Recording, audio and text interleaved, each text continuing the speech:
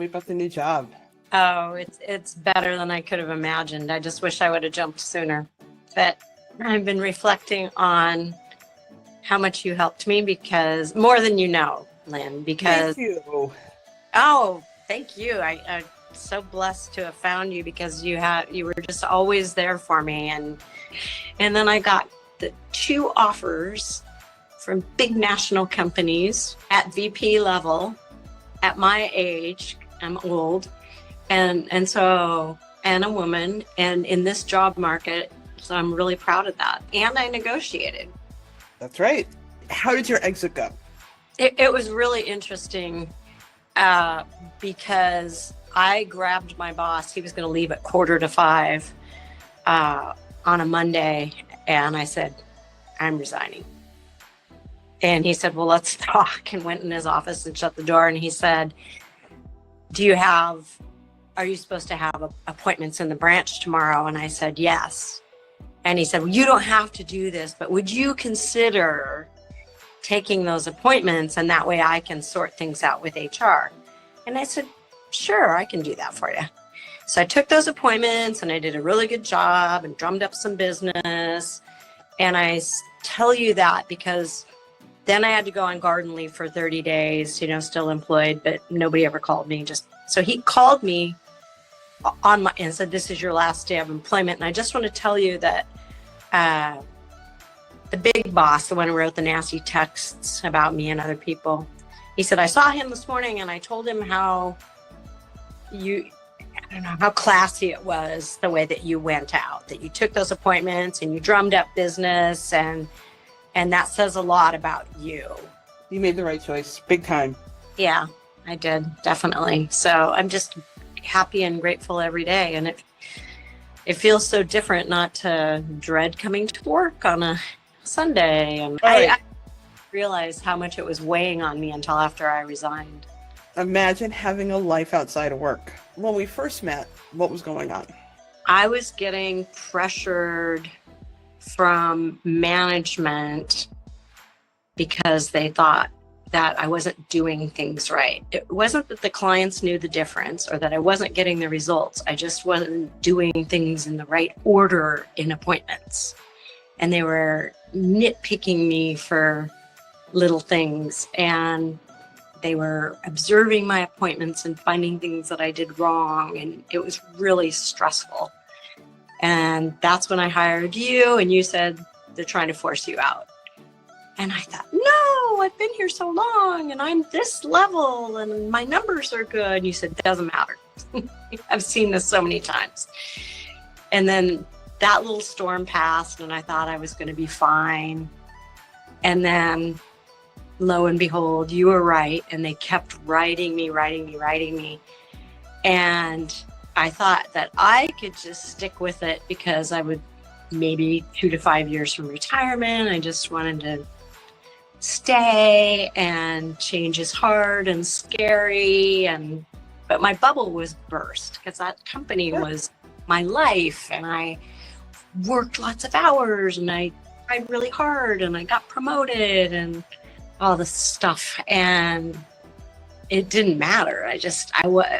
I started talking with people who had gotten forced out before me because it's a pattern. And they said, you're not one of the boys. It was definitely a bro culture. Yeah. And if you're not one of the bros, then they want you out. Oh, and update. Last Friday, one of the bros got promoted to my former role. So I started because I could see the writing on the wall.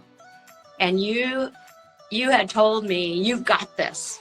And you'll have a job within 2 months, and you'll be fine. You've got experience and credentials, and you'll be fine. And I clung to those words when I was scared and stressed out, because on one hand, when I was at work, I was getting beaten down. And then I go out and interview and be my very best confident self. And so that's where your support and your guidance and your faith in me really, really helped. Plus, from the meetings that I attended, the SCARF training to help me stay centered and grounded and calm.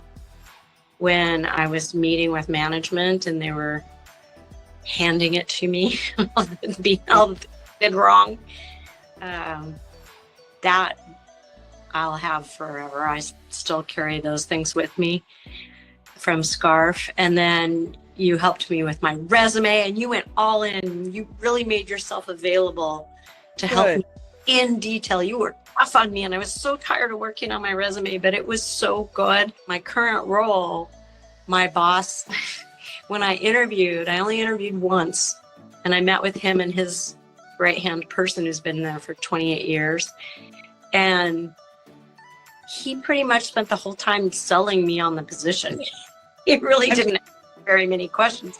He said, I've heard good things about you. I peaked. And yeah, a former colleague who is here now told me that he said, I said good things about you. And I don't always do that with everybody from that firm. So I'm really grateful for that. Amazing. Yeah. So how would you, if somebody were to say, how would you describe how Lynne coaches? If you're harsh, I always knew you cared. And I Right. came to find out that you were right.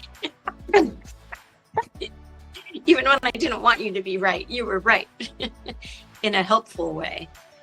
So yeah, I refer you whenever I can because you done.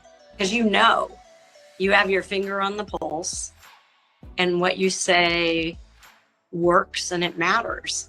And you really care. That's the biggest thing is that you care deeply. Yeah, I do.